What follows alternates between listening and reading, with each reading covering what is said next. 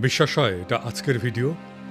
হবিগঞ্জ জেলার নবীগঞ্জ উপজেলার ৭ নম্বর করগাঁও ইউনিয়ন পরিষদ অফিস সংলগ্ন শাখা বরাক নদীর উপর একটা সেতুর অভাবে স্বাধীনতার ৫৪ বছর পরেও বাঁশের সাঁকো দিয়ে প্রত্যেক দিন ঝুঁকি নিয়ে চলাচল করছে ৫টা গ্রামের কয়েক হাজার মানুষ। সরকার আসে, সরকার যায়, কিন্তু অবহেলিত এই জনপদের ভোগান্তির শেষ হয়নি আজ পর্যন্ত।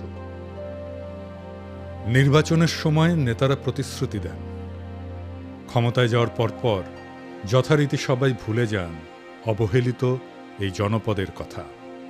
প্রফেসর ইউনূসের সরকারের সেতু বিভাগের কাছে অনুরোধ, এই বছরের মধ্যেই এই সেতুর নির্মাণ কাজ শুরু করুন।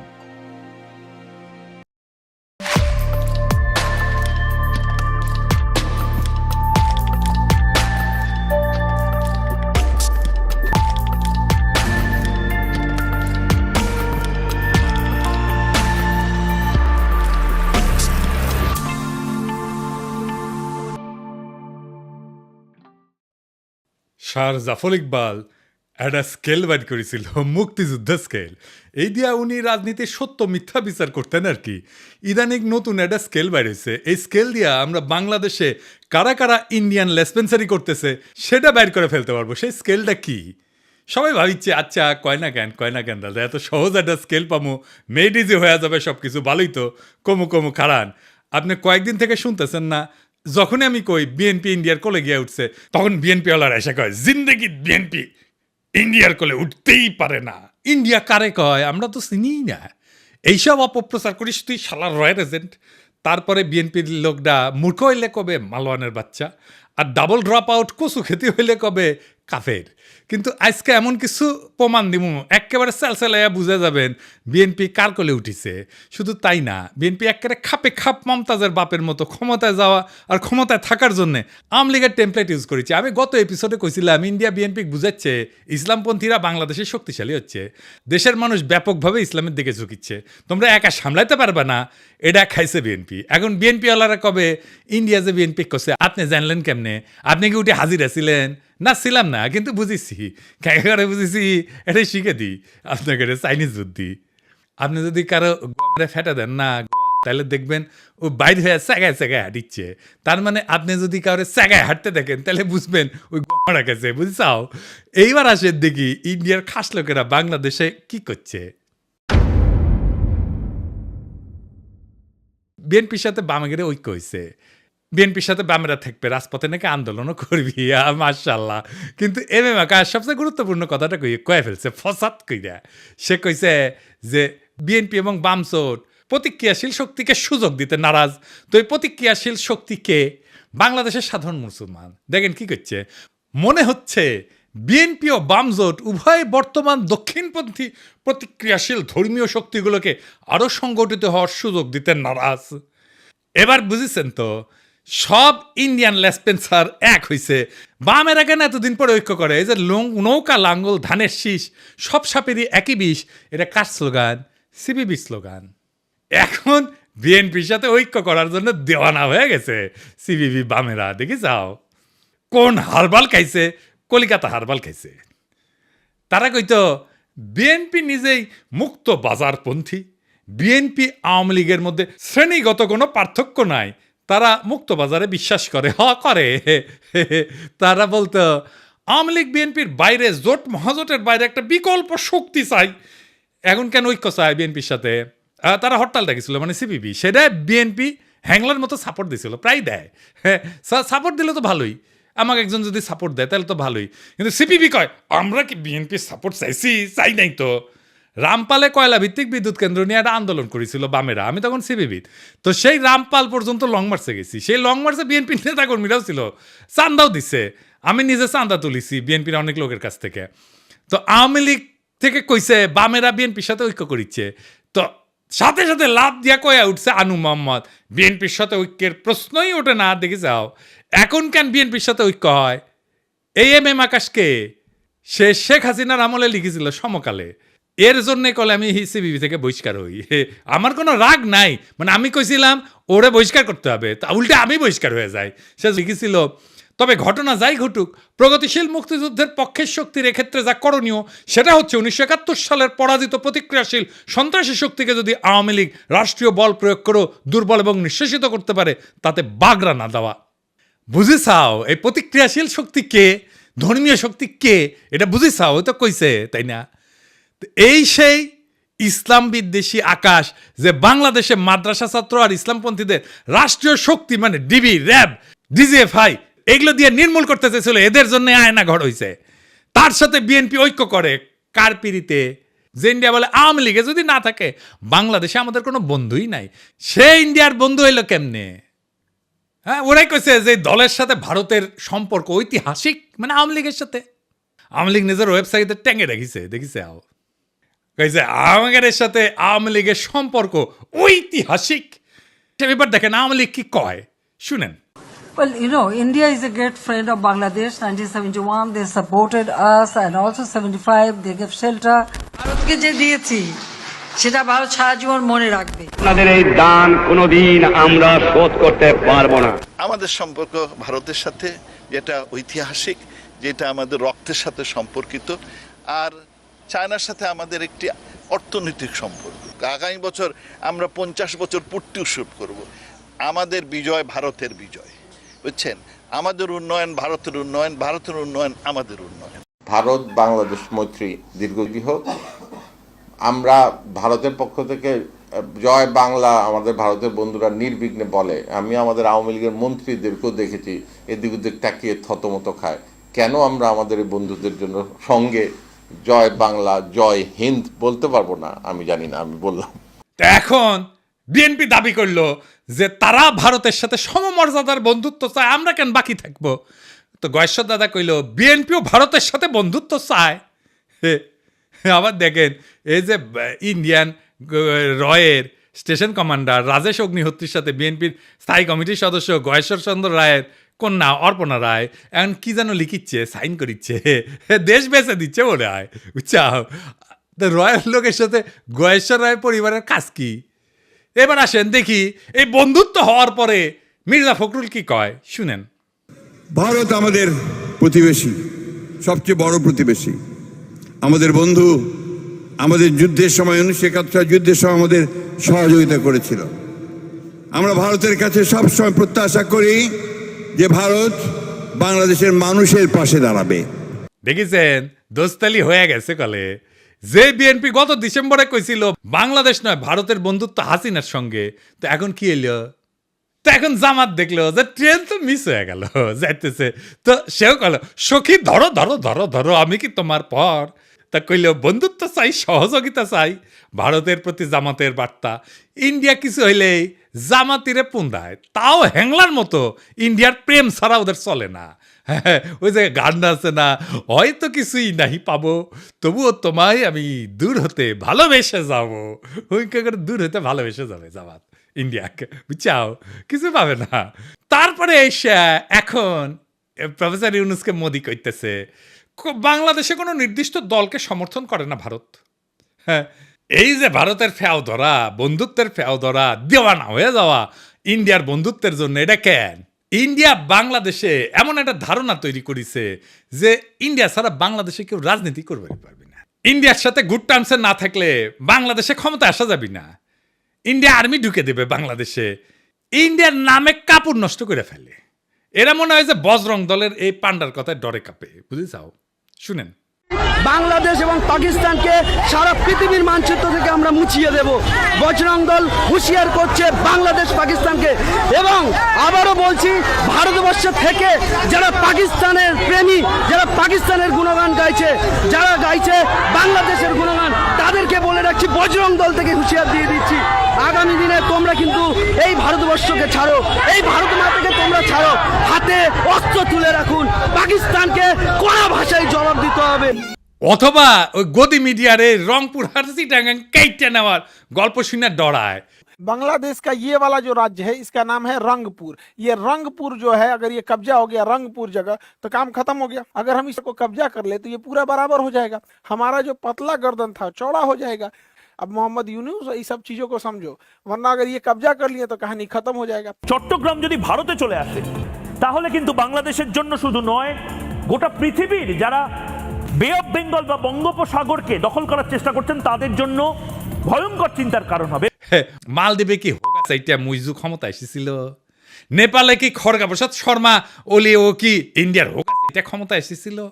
শ্রীলঙ্কায় কি অনুরা কুমার দেশনায়কা ইন্ডিয়া তেলায় তেলায় ক্ষমতা এসেছে? এই ছোট ছোট দেশগুলা ভারত বিরোধিতা নির্বাচনী ম্যানিফেস্টোতে দিয়া যদি ক্ষমতা আসতে পারে, তাহলে বাংলাদেশের রাজনৈতিক দলগুলো ডরায় কেন? প্রত্যেকটা রাজনৈতিক দল ইন্ডিয়া জন্য উন্মুখ হয়ে থাকে কেন? তাইলে যারা মনে করে ইন্ডিয়ার চাটলে বাংলাদেশের রাষ্ট্র ক্ষমতা আসা যাবে না, রাজনীতি করেন না, বাংলাদেশে ভোটে দাঁড়ায়েন না। বাংলাদেশে ভারতীয় আধিপত্যবাদের অবসান যার ভোটের প্রতিশ্রুতির 1 নাম্বার প্রতিশ্রুতি না হবে, তাদের ভোটের ক্যাম্পেইন শুনবেন না, ওই ক্যান্ডিডেটের এলাকা ঢুকতে দিবেন না। এই ইন্ডিয়া সিপিবিরে ঢুকাইছে বিএনপির কান্দে চেপে ইন্ডিয়ান এজেন্ডাগুলো বাস্তবায়ন করতে। যেই সিপিবি অভিন্ন গোয়েন্দা রিপোর্টের উপরে ভিত্তি কইরা সিপিবির দলীয় পত্রিকা একতায় বর্ষা বিপ্লবের সময় প্রচার করেছিল ফ্যাসিবাদ অনুরাগী নানা ধরনের তথ্য বিশ্লেষণ, বিবরণ, ব্যাখ্যা এবং বিবৃতি। যখন গণ অভ্যুত্থান বিপ্লব চলেছিল তখন পুরা জুলাই মাস এবং আগস্টের 5 তারিখ পর্যন্ত একতা সংগোপনে নীরবে তাদের গণবিরোধী এবং নিন্দনীয় কার্যক্রম চালায় গেছে। আর এখন এই প্রগতিশীল হওয়ার ইন্ডিয়ান লাইনে বিএনপি নামিছে। এম আকাশে বক্তব্যটা কবে দিছে জানেন? 28 জানুয়ারি 2025। আর সেইটা পইরা মুগ্ধ হইয়া অসল মালদের নিয়া স্বপ্নে বিভোর বিএনপির জীর্ণ বৃদ্ধ নেতারা প্রগতিশীল হওয়ার একটা লাইন পেয়ে গেছে, ঝাঁপায় পড়েছে তাদের দিকে। পতিত ফ্যাসিস্ট হাসিনার শাসনামলে যখন খুনিদের জুলুম নির্যাতনের বিরুদ্ধে লড়াই করাটা ছিল প্রধান কর্তব্য, তখন নিপীড়নকারীদের দোসর এম আকাশের ভূমিকা ছিল ঘৃণ্য দালালির। 2018 সালের পর থেকে বামপন্থীদের মধ্যে থেকে যখনই কোনো আন্দোলন নিয়ে কেউ আগাইতে চেয়েছে তাদের বিরুদ্ধে নামছে, নিন্দা এবং কুৎসা উঠাইছে এই আকাশ, দিবালক সিংহ এবং চট্টগ্রাম পোর্ট লুণ্ঠনকারী মাহবুব জামান। সিপিবির মধ্যে ফ্যাসিস্ট বিরোধীদের এরা ট্যাগ দিত A to Z ঐক্যপন্থী হিসাবে। খুনি হাসিনা সরকার ফেলার জন্য এরা বিএনপি জামাতের সাথে ঐক্য করতে চায়, এই অভিযোগ তুলা সিপিবিতে তাদের রাজনৈতিক প্রতিপক্ষকে কোণঠাসা করা হইতো। আর এখন এই এম আকাশ সাহিত্যে বামপন্থীদের মধ্যে সবচেয়ে প্রো বিএনপি তাত্ত্বিক হিসাবে। এখন কাদের সাথে কৌশলগত জোট করতে হবে, এদের সেই সিগন্যাল দিচ্ছে ইন্ডিয়ারা, সাথে নেমে পড়ছে এজেন্টগুলা। লেখক মুস্তাক আহমেদ নির্যাতিত হয়ে কারাগারে মৃত্যুবরণ করলে এর প্রতিবাদে ঢাকার রাস্তায় আন্দোলনের নামে ছাত্র ইউনিয়ন। তখন গ্রেপ্তার হওয়া 6 ছাত্র নেতাকে বিপদগামী বলে ঘোষণা দেয় সিপিবি এম আকাশ। সংগ্রাম মতদের ধরে শারীরিক নির্যাতন করে জেলে পুরতে পুলিশকে উৎসাহ দিয়েছিল এই দলটির আওয়ামী লীগপন্থী নেতারা। কতটা নিষ্ঠুর নির্মম বাটপার হইলে নিজ দলের নেতাকর্মীদের বিরুদ্ধে রাষ্ট্রশক্তিদেরকে লেলাই দিতে পারে। ফ্যাসিস্টদের এই সহযোগী সিপিবির নেতারা তাদের প্রাণাধিক প্রিয় মুজিব তনয়া খুনি হাসিনার পলায়নের 9 মাসের কম সময়ের মধ্যে স্বপ্ন দেখতেছে বিএনপির ঘাড়ে ভর করে রাজনীতির ময়দানে আশ্রয় নিবে, আসন্ন পার্লামেন্টের মেম্বার হবে। আর বিএনপিও গণবিরোধী এই সমস্ত পচামেলের ভাগারে পরিণত হইতে চাইতেছে। ইন্ডিয়ার পরামর্শে চোরা পথে হাঁটতে গিয়া ইনশাল্লাহ এভাবে মহাসড়ক খারাপে বিএনপি নিজেও জয় বাংলা হয়ে যাবে আওয়ামী লীগের মতো। এই এম আকাশ কয়দিন আগে মেঘনা গ্রুপের মোস্তফার এপিসোড করেছিলাম না, দেখেন কি খাতির এই এম আকাশের। তাহের ভাইয়ের সাথেও বসিছে একই টেবিলে, তুই নাকি কমিউনিস্ট, তো দুর্বৃত্ত আওয়ামী অলিগার্কের সাথে তোর কি সম্পর্ক রে আকাশের বাচ্চা? উই তো তোর শ্রেণী শত্রু। দেখেছেন সব ইন্ডিয়ান রসুনের প্রগতিশীল টুপকি একই সাথে। সিপিবি অফিস কেন আমি দখল করে নেওয়ার কথা বলি দেখেছেন, বুঝেছাও? এই জন্যে। এইবার আসেন সন্তোষ শর্মার প্রসঙ্গ। সন্তোষ শর্মা পার রয়ের এজেন্ট, এর প্রথম মিটিংয়ে আনছে বিএনপি। দেখেন বাংলাদেশ যুব পরিষদের সাধারণ সম্পাদক বিশিষ্ট সাংবাদিক সন্তোষ শর্মা। সন্তোষ শর্মা শুভেচ্ছা বক্তব্য রাখবেন। আমি ভাগ্যবান, আমি যখন বক্তব্য রাখতে উঠছি তখন মাননীয় ভারপ্রাপ্ত চেয়ারম্যান আমাদের মাঝে আমি কৃতজ্ঞতা। তারেক রহমানের উপস্থিত আছে। এখন কবেন তারেক রহমান লন্ডনে থাকেন, চিনেন না? একবার না একাধিকবার সন্তোষ শর্মাকে তারেক রহমানের মিটিং এ ছিল। এই দেখেন, আবার দেখেন। মাননীয় ভারপ্রাপ্ত চেয়ারম্যান, আমি গত দিনের ন্যায় আজকেও ভাগ্যবান যে আমার বক্তৃতার সময় আপনাকে পেয়েছি, সেজন্য কৃতজ্ঞতা জানাচ্ছি। মাননীয় ভারপ্রাপ্ত চেয়ারম্যান, আপনাকে বাংলাদেশের সনাতনী সম্প্রদায় এবং বাংলাদেশ পূজা উদযাপন পরিষদের লক্ষ লক্ষ নেতা কর্মীর পক্ষ থেকে বিজয় আর শুভেচ্ছা জানাতে চাই। কালবেলার প্রকাশক এখন কে জানেন? কালবেলার প্রকাশক এখন বিএনপি। নুরুদ্দিন অপু তারেক রহমানের সাবেক এপিএস, এই কালবেলার প্রকাশক এখন সে। সন্তোষ শর্মা বিএনপির কর্মচারী, এখন রয়্যাল এজেন্ট হয় বিএনপির কর্মচারী। বিএনপি যদি এরপরও বলে ভারতের সাথে আমাদের সম্পর্ক নাই, তাইলে হবে উল্টা বিএনপি মূর্খসোদা সাপোর্টারগুলো বলে আমি নাকি রয়্যাল এজেন্ট। সন্তোষ শর্মা না, এই বিএনপি ক্ষমতায় আসলে আওয়ামী লীগের মতো আলেম পেটাবে। হারুন ইজাহার রেডিওয়ান আবারও আপনার ধরবে। এম এম আকাশ কইছে না, বিএনপি এবং বামজোট উভয় বর্তমান দক্ষিণপন্থী প্রতিক্রিয়াশীল ধর্মীয় শক্তিগুলোকে আরও সংগঠিত হওয়ার সুযোগ দিতে নারাজ। এই বিএনপি কি জিয়ার বিএনপি? এই বিএনপি কি খালেদা জিয়ার বিএনপি? এই বিএনপিকে কি আপনারা ক্ষমতায় দেখতে চান? আপনাদের কাছে প্রশ্ন রেখে গেলাম। আমি যখন টের পাইছি বিএনপি ইন্ডিয়ার কলেজায় উঠিছে, তখন থেকে আমি প্রতিবাদ করে গেছি। আর বিএনপির নেতাকর্মীরা কয়ে গেছে বিএনপির পণ দেখেন আমি আঙুল দিতেছি। দেশের স্থিতিশীলতা চাই না, আমি মবস্টার, দেশকে অশান্ত রাখতে চাই, যেন ইন্ডিয়ার সুবিধা হয়। এটার বেকুবি বলবেন না শয়তানি বলবেন। এম এম আকাশ যে বিবৃতি দিল বিএনপির কাউরে প্রতিবাদ করতে দেখছেন? দেখেন নাই। মানে এটা বিএনপিরও কথা, আকাশ মিছা কথা বলে নাই। এরপরে সন্তোষ শর্মাকে স্টেজে আনলোকে জামাত। দেখেন জামাত হিন্দুদের নিয়ে প্রোগ্রাম করবে, এটা জিজ্ঞেস করে নিবে না কয়েকজনকে যে কারে কারে ডাকা যায়? এইসব কথা যখন আমি বলি, বিএনপি জামাতের উভয় দলের কিছু কর্মী আছে বলে বিএনপির কি বুদ্ধি কম পড়িছে যে তোর কাছে বুদ্ধি নিবে? জামাত কয় তুই কি মজলিসে শুরার সদস্য যে তোর কাছে বুদ্ধি নিবে? তার মানে এরা আমজনতার কথা শুনবে না, আপনার আমার কথা শুনবে না। এরা কেমন স্বৈরাচার হবে বুঝা দেখেন। প্রফেসর ইউনূস যাক ক্ষমতা ছাইরা, বিএনপি জামাত যে আসুক তারাই জনগণকে আওয়ামী লীগের মতো সকাল সন্ধ্যা ঠাপাবে। মাথায় রেখেন। তাহলে হাসিনা কি খারাপ ছিল? হাসিনা যা ভালো মনে করতো তাই করতো, আর বলতো আমার অপরাধটা কি? দেশবাসীর কাছে আমি বিচার চাই, কি অপরাধটা কি করেছি। এই জন্যই বলি কিছুই বদলাবে না, যা ছিল আগের মতো তাই থাকবে। আর একটা বিএনপি শাসন পাবো, ঠিক আওয়ামী লীগের মতো শাসন হবে। এইরকম গুমখুন শুরু হবে। একইভাবে সিপিং গ্যাংয়ের মতো ঝাঁপায় পড়ে তারা এখনই আমাদের প্রোফাইলে। ক্ষমতা আসতে কি করবে সেটা দেখেন। জনগণ দেশ ওদের মাথায় নাই, ওদের মাথায় আছে ক্ষমতা। কেমনে ক্ষমতায় যাবে? আওয়ামী লীগের মতো। আওয়ামী লীগ একই সাথে প্রগতিশীল হবে, একই সাথে এমন কর্মী রাখবে যারা আমাকে রয়্যাল এজেন্ট বলবে অথবা মালাউন বলবে, কারণ আমি তাদের রাজনৈতিক বিরোধিতা করি। আমি কয়ে দিলাম বিএনপি ক্ষমতা আসলে না, তারা আওয়ামী লীগের সাথে ডাবল দুঃশাসন দেবে। লিখে রাখেন, মিলাই নেন। প্রফেসর ইউনূস যেটি পাবেন ধৈর্য করবেন, স্যার আমাদের এই আজ দহার কাছে ফেলাই যায় না। আপনি যতদিন আছেন ততদিন আমরা মানুষের মর্যাদা পাবো, সারা জীবনের সঞ্চয় হয়ে থাকবে সেটা। যতদিন পারেন থাকেন স্যার। আর কেউ যদি দ্রুত নির্বাচনের দাবি নিয়ে আসে না, আগে বিএনপির কর্মীদের কই যাবেন না আপনারা আন্দোলনে, পারলে জনতারের সাথে নিয়ে দিবেন দাবরানি। আমি কলে এটা একটা ফর্মুলা দিছিলাম ট্রানজিশনাল সরকার, সেটা শুনবে না তারা। বিএনপির নেতাদের দেখা হইলে কইবেন পিনাকি দাদা যে ফর্মুলা দিছিল প্রধান উপদেষ্টা প্রফেসর ইউনূস, উপপ্রধান উপদেষ্টা তারেক রহমান, আর রাজনৈতিক দল নিয়ে উপদেষ্টা পরিষদ পুনর্গঠন, এটা কেন মানতেছেন না? আমার খালি ডর প্রফেসর ইউনূস বিরক্ত হয়ে চলে যায় কিনা ক্ষমতা ছেড়ে। এটা শুনেন কি করছে প্রফেসর ইউনূসের ক্ষমতা সম্পর্কে। এই 8-9 মাসে মানুষের ভালো খায়, মানুষের ভালো চলে, মানুষের পকেটে টাকাও থাকে, কোনো চুরি হয় না, ডাকাতি হয় না। আঙ্গো হারে দরকার, আঙ্গো খালা দেওয়া দরকার নাই, টাকা কিনাও দরকার নাই। হ্যাঁ যত গালানে থাকবো তত মানুষের ভালো থাকবো। শুনিছেন তো? এখন ডিসেম্বরে নির্বাচন হবে, বিএনপি এমপি নমিনেশন বেচবে, মেলা বাণিজ্য হবে, তারপর টাকা টুকা ছড়াই ইলেকশন করবে, সরকার গঠন করবে, বিরোধী দল হবে আওয়ামী লীগ, আর ছাগলের 3 নম্বর বাচ্চা হবে জামাত। তারপরে হারুন ইজাহারদেরকে আবার ধরা হবে, সন্তোষ শর্মা ইন্টারোগেশনে হাজির থাকবে। আজ এইভাবে বাংলাদেশের আকাশে জমিছে বিশ্বাসঘাতকতার ঘন মেঘ। এক সময় যে রাজনীতিবিদরা মুক্তির গান গাইছিল, আজ তারাই ভারতের দাসত্বের ঘুঁটি হইয়া নোংরা ষড়যন্ত্রের খেলা খেলিচ্ছে। বিএনপি জামাত আর সিপিবি একে একে সবাই বর্ষা বিপ্লবের চেতনাকে পায়ে দলিত কইরা দিল্লির দরবারে মাথা নত করিছে। ক্ষমতার লোভ আর বিদেশি প্রভুদের সন্তুষ্ট করার লজ্জাজনক প্রতিযোগিতায় তারা হারাইছে নিজেদের আত্মা, বিকায় দিছে দেশের স্বপ্ন। কিন্তু বাংলাদেশ মাথা নত করার জন্য জন্মায়নি। এই মাটি, এই মানুষ বর্ষার বজ্রবিদ্যুতের মতো জায়গায় উঠবে সমস্ত দাসত্বের শৃঙ্খল ছিন্ন কইরা। বর্ষা বিপ্লবের চেতনায় দীপ্ত নতুন প্রজন্ম শপথ নিছে, কোনো ভারতের পদলেহনকারী এদেশের শাসন করবে না। কোনো ভণ্ড সোগান আর মেকি প্রগতিশীলতা আমাদের রুখতে পারবে না।